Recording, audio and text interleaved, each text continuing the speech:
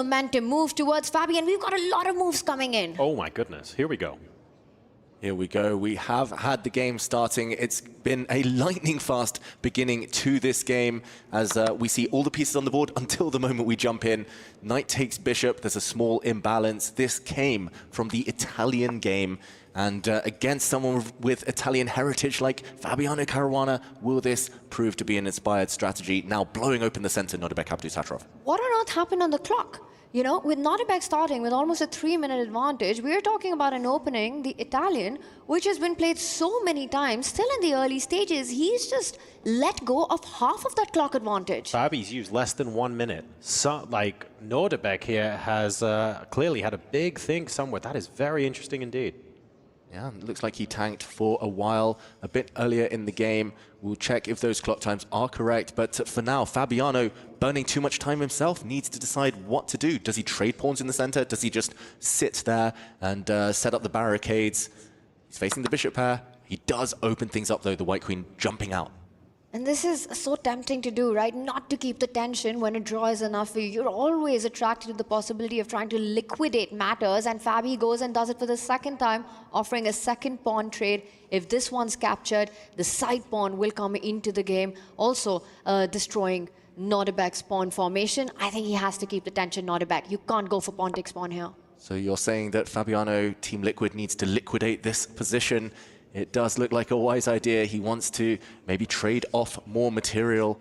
There is a chance to win a pawn. You can grab the b4 pawn right now due to a pin along the a file, but maybe not the most important pawn to win. You would end up with tripled pawns for black. Fabiano more likely to be looking in the center of the board for the action. And Nodirbek's eyeing some tricks of his own. In a must-win situation, you've got to do that. Pawn takes pawn could potentially also be met by the queen and the bishop lining up. That's a tender spot on f7. Right. Queen b3. You'd hit the pawn on b4, but more importantly, the one next to the black king. That is the weak spot, the weakest spot in chess in general, in most openings. So Fabiano will be watching out for that one. I would assume that he's also looking at bringing his bishop out to neutralize that idea in the near future. And we're talking about the queen potentially moving across, participating in an attack here, but also bear in mind the queen is one of the defenders of the pawn on e4 as well. So white's position isn't without its loose points. Interestingly, shoving the pawn forward here certainly brings about a different set of challenges. And it's Fabi now trying to keep things a little bit more open, a little bit more flowing. He certainly feels like he has a lot more space in the game than the game that he lost. Yeah, that's a great move from Fabiano, trying to clarify, clear the board here, going for some exchanges, but it cost him over 1 minute. That's a huge time investment there. We see bishop for knight trade.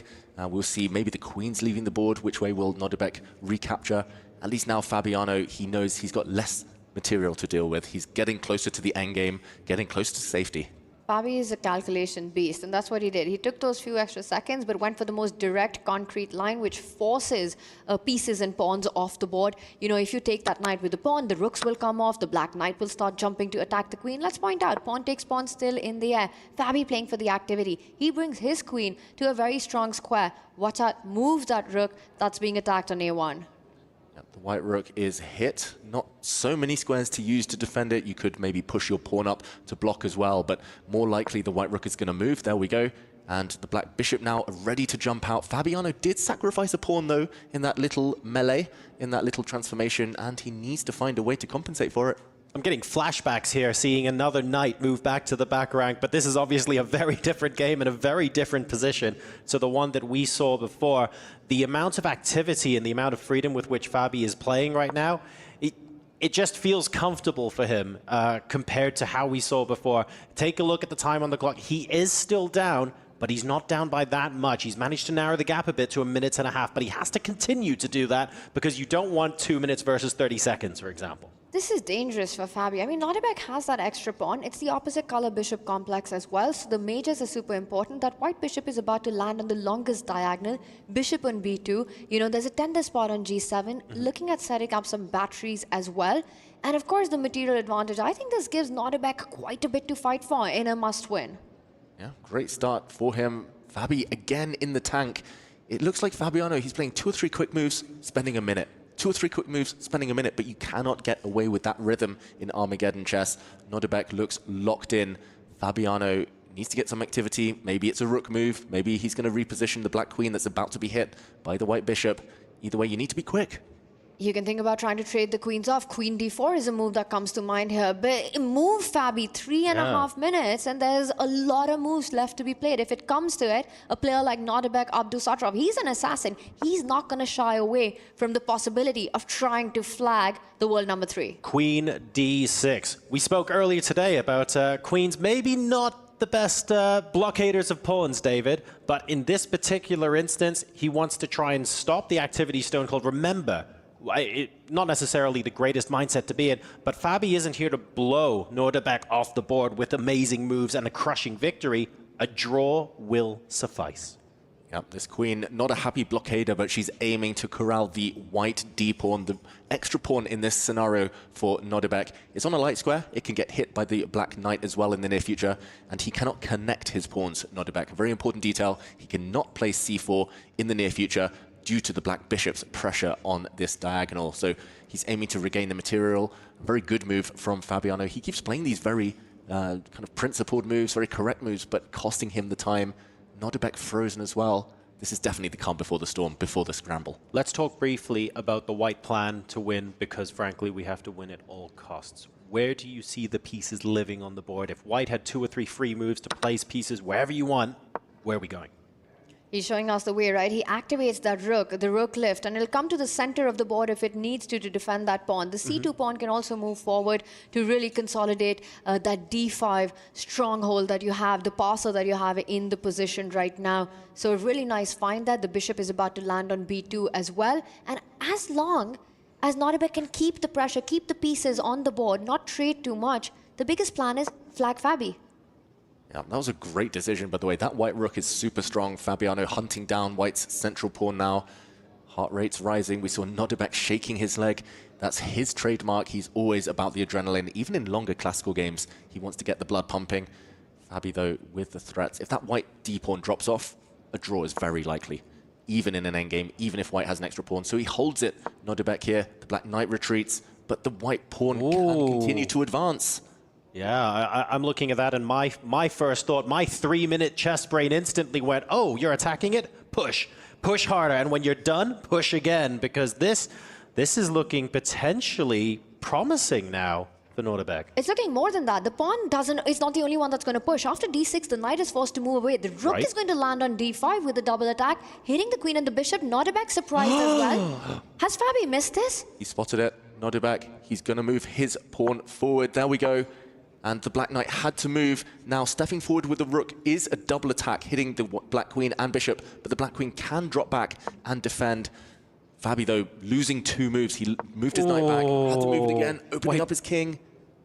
Does rook d5 still... I guess the queen can drop back to c8 work? It's the only square that stays connected to the bishop, but what's the follow-up that Nodirbek has right now? He comes in with the knight instead? Is the follow-up pushing the pawn again? It will be soon. Yeah. First, the black queen is hit. Big decision. He trades off that pesky white knight.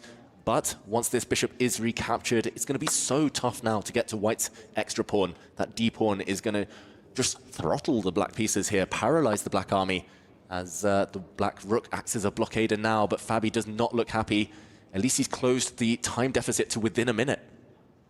Yeah, and that is progress. You know, you place all your pieces on the light squares. The white bishop cannot attack a single piece of Fabiano Caruana's right now. He still needs to make progress. Nodirbek's spidey senses are tingling right now. He's looking at ideas. There are pawns on the king side that can be picked up. He's first lining up the rook to slide over to the G line. Stopped. Maybe a missed opportunity. The white bishop could have actually sacrificed itself for a pawn to blow open the black king a couple of moves ago. What? Now the black knight is jumping. Now the white bishop sidelined and about to get hit. This feels wrong. Question mark attached. The black knight can jump. There we go. Hitting the white queen, hitting the white bishop. Fabi's not out of this yet. No, he's back in the game. He's back in the fight. Now that the knight has improved, he needs only a draw in the position. It's still material balance. It's 1 pawn down, but that pawn is blocked. Now it is a material balance. As the queen steps in, Nodirbek has lost most of his advantage. And this Board and feels, clock. yeah, it feels like it's things are starting to subside a bit. They're starting to chill a bit. Abdusattorov down to just under 3 minutes. Fabi now starting to play a little bit faster, 2.25 minutes on the clock, so about 30 seconds separating the two players right now. But it does feel like the biggest bit of danger is over. That said, that's only so far, because the biggest danger to come is going to be on the clock if we do get into a blitz finish. And as long as that D6 pawn is alive, Fabi is the only one who needs to be careful. He's desperately trying to get the queens off the board, but Nodirbek will not let that happen. He gives a check is blocked. Oh my God, Whoa. He's made a blunder. And now the white rook can step forward. This idea we saw earlier, the Same rook could theme. have gone to d5, winning the f5 pawn. There were tricks, discovered attacks there. That would have given white a winning advantage, but still in the air. It's the same theme as we saw earlier, and again, earlier he didn't immediately play it. Now he also didn't immediately play it. King g2 instead. Are there options to play it on the next move? No, there aren't, but still maintaining the advantage. King coming up to f3. We're getting really aggro here. Wow, leading from the front, that king, the white king, might continue its journey up the board to the f4 square, but for now, Fabiano is trying to lock down that flank. He is paralyzed, immobilized that black rook, so Fabi just has to wait. Fabi just has to wait, and Nodirbek has to find a way to get his queen onto the other side to infiltrate Black's camp. It starts with a check, falls back, now attacks the b6 pawn. Black is just overloaded. The rook on d7, what rook is even that? Absolutely out of the game. Essentially, Nodirbek has an extra rook in the position. Great call there from Nodirbek. He's going to use his king as a defender. Now the white queen is going pawn hunting. The black queen caught on the wrong side of the board. You can safely pick up this pawn now and restore your earlier material advantage. That's just the first step for Nodirbek. He still needs the breakthrough. Later it will be improving the white rook. But for now, job one done. He's a pawn up, minute up on the clock. And crucially, the plan is getting simpler. We now have a situation where we can start to create multiple weaknesses. We can look at pushing the A-pawn and make things uncomfortable on two fronts at once. There are very few complications that can happen now to prevent this win. It's getting closer. The black king out in the open. The white pawn so strong right now. Just no easy moves for Fabiano. That's going to be such a big handicap for him in this ensuing time scramble. And Nodirbek is one of the strongest players in the world when it comes to the dynamics of shuffling around with the major pieces on the board. Somehow, when it's him, it always lands at the right spot. He goes for a queen trade, completely in control in the position. The black rook is caught in two minds. If it ever moves, if it ever takes the D pawn, then the B pawn will be the one that falls. This rook endgame, it was the best position Fabi's had in ages, but it's all about the clock now. It's all about the clock, and White's king's coming forward. Lost on the board, lost on the clock. Fabiano Caruana about to get eliminated. If Nodirbek can finish this off, he's so close. Picks up another pawn on the other edge. The h5 pawn weak. This is so easy now for Nodirbek. He's going to slide his rook back to the 5th rank. Everything's defended. Black is a pawn down. The black king is off on a limb, doing nothing offside. He's going to break through on this right flank. The king is coming. Fabiano is desperate now. Beautiful move. That a5 pawn could not have been picked up. King g6 would have won the rook. The king is anyway coming there. Fabiano Caruana knows it. He's giving up hope right now. The last few moments here at the EWC for the world number 3. Last bit of calculation. Nodirbek wonders what will happen if the rooks come off. White is ahead in the race, though. The white king's going to step out of the way, or this pawn is going to push, and the race will begin. And there we go. Nodirbek fist pumping. Fabiano resigns. Nodirbek, Abdusattorov, Navi make their way into the quarterfinals with an Armageddon victory over Team Liquid's Caruana. Absolutely incredible stuff in this final match. There were so many twists and turns. They're very, very solid compared to the topsy-turvy nature of some of the other matches we saw, but nonetheless a thrilling conclusion.